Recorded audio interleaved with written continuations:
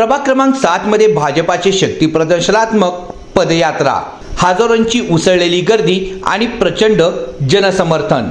ढोल ताशाचा गजर, भाजपाचे झेंडे आणि जय श्रीराम भारत माता की जयच्या घोषणांनी बुधवारी प्रभाग क्रमांक 7 संपूर्ण भाजपमय झाला होता। आमदार विजयकुमार देशमुख आणि आमदार देवेंद्र कोठे यांच्या प्रमुख उपस्थितीमुळे पदयात्रेला अभूतपूर्व प्रतिसाद मिळाला। चैत्रा पुणे नाका येथून सुरू झालेल्या या भव्य पदयात्रेची सुरुवात गणपती बाप्पा आणि छत्रपती संभाजी महाराजांच्या मूर्तीच्या पूजनाने झाली। जुना पुणे नाका, हंडे प्लॉट, अवंतीनगर, थोबडेनगर, जुनी पोलीस लाईन ते राघवेंद्र मठ परिसरापर्यंत हजारो कार्यकर्ते आणि नागरिक सहभागी झाले होते।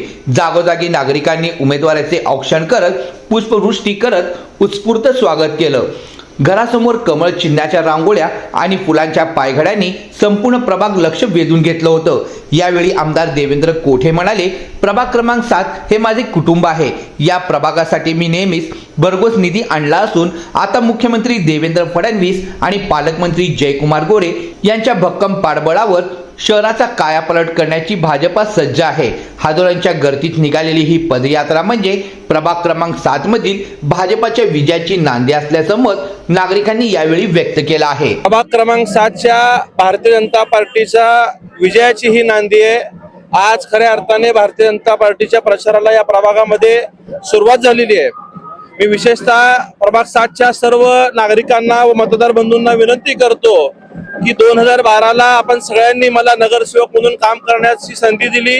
10 वर्ष आपण या प्रभागाचं प्रतिनिधित्व करण्याची संधी दिल्यामुळेच मी शहरात विकासाची छाप टाकू शकलो। तुमच्या आशीर्वादाने मी आमदार झालोय। मी निश्चितच कुठल्याही मतदारसंघाचा आमदार म्हणून काम करत असताना प्रभाग क्रमांक 7 हे माझं घर आहे, माझं कुटुंब आहे।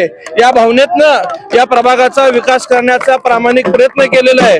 नगरसेवक असताना इतके प्रभावी कामं केलोय। आता तर शहराला 3 आमदार आहेत, पालकमंत्री आहेत, मुख्यमंत्री आहेत। मी सर्व मतदारांना विनंती करतो, विशेषतः माझी ज्या जागेवरती मी प्रतिनिधित्व करत होतो ती जागा मुख्यमंत्री फडणवीस साहेबांकडनं पद्माकर नानासाहेब काळे यांच्यासाठी आपण घेतली, त्यांना उमेदवारी दिली।